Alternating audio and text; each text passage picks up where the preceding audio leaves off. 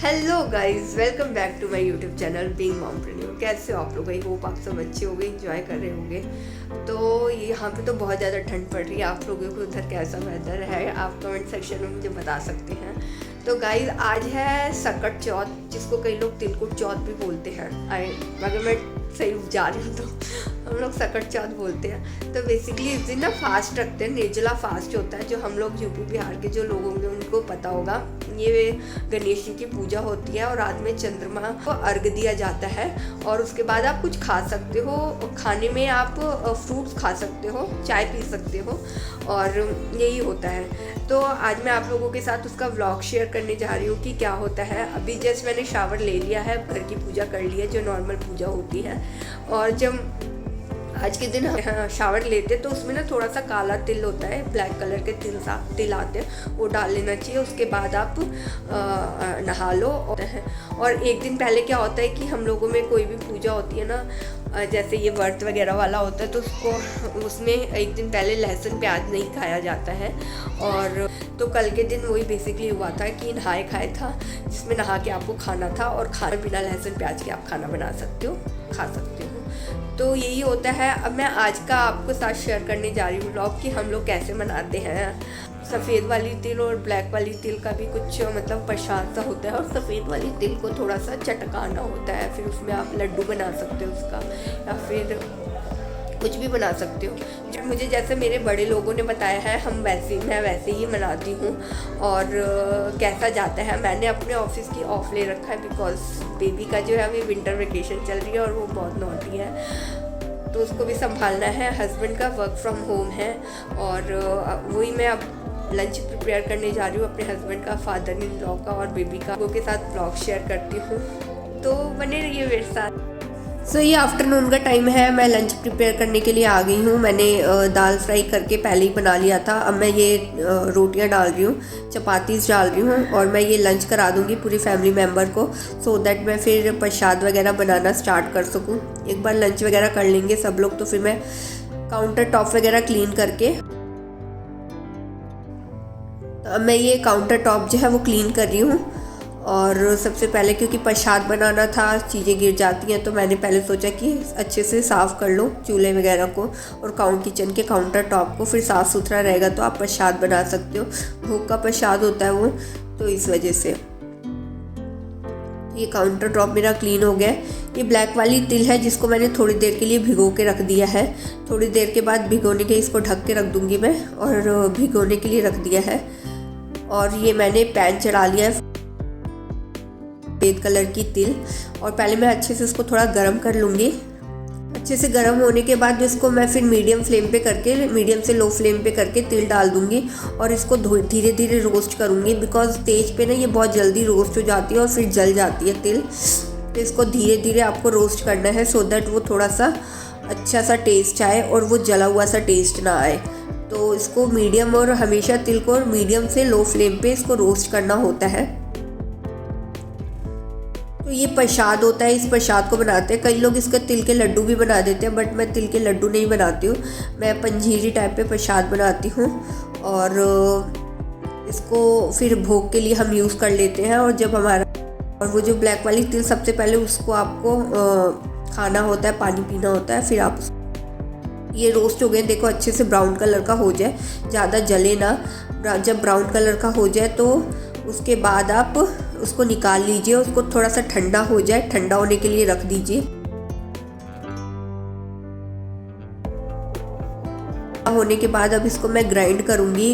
बिल्कुल महीन ग्राइंड नहीं करना, थोड़ा सा दरदरा सा ग्राइंड करना है, बिकॉज वो फिर अच्छा सा लगता है जो थोड़ा सा दरदरा सा करो। तो फिर इसके अंदर मैं गुड़ जो होती है, गुड़ का भूरा होता है, वो मिला दूँगी। तो ये देखो दरदरा सा मैंने कर लिया है, इसको दरदरा सा हो गया। ये बहुत ज़्यादा महीन नहीं पीसा है मैंने इसको, मैंने थोड़ा दरदरा रहने दिया है।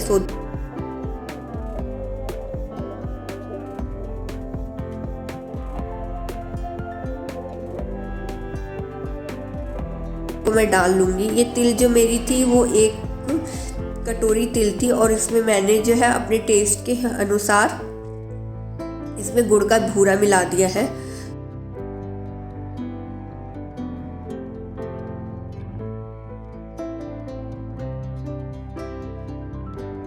सबके फैमिली में अलग अलग होता है, बट मैं जो है ये ऐसे पंजीरी टाइप में बना लेती हूँ। और फिर इसको मैं एक कटोरी में निकाल दूँगी, साइड कर दूँगी जो मुझे प्रसाद के लिए चढ़ाना है, और इसको मैं दूसरे एक कंटेनर में रख दूँगी, सो दैट फिर वो फैमिली मेम्बर्स को बांट दिया जाए अच्छे। रेडी होके आ गई हूँ पूजा करने के लिए गणेश जी की।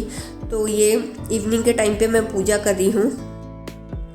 सबसे पहले मैंने गंगा जल छिड़क के सारे भगवान जी को कर दिया है, और ये फूल जो माला है ये मैंने शिव परिवार जो होते हैं उनके ऊपर चढ़ा दिया है। गणेश जी पे ये फूल वगैरह चढ़ा के, चावल वगैरह।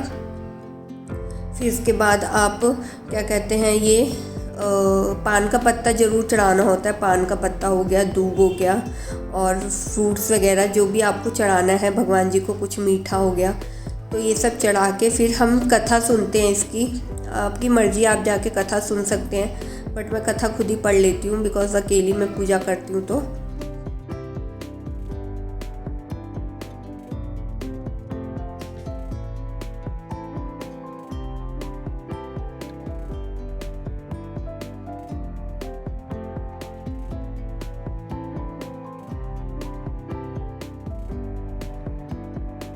दीपक जला के फिर मैं कथा करने लग जाऊंगी। कथा करने के बाद आरती कर देंगे हम। कथा पढ़ने वाली गणेश चतुर्थी की होती है, सकट चौथ की किताब आती है, मैं उससे कथा पढ़ लूँगी। 2 कहानियाँ होती हैं इसमें अलग अलग, तो वो कहानी पढ़ने के बाद मैं फिर उसके बाद आरती करूँगी।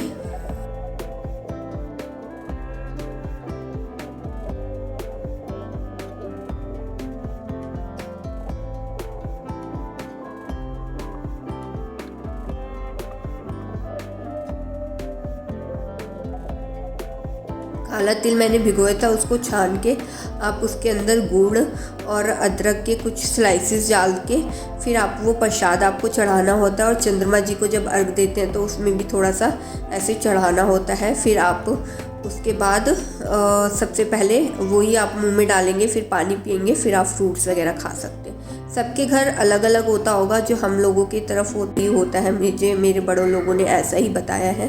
तो अब मैं एक आरती कर रही हूँ।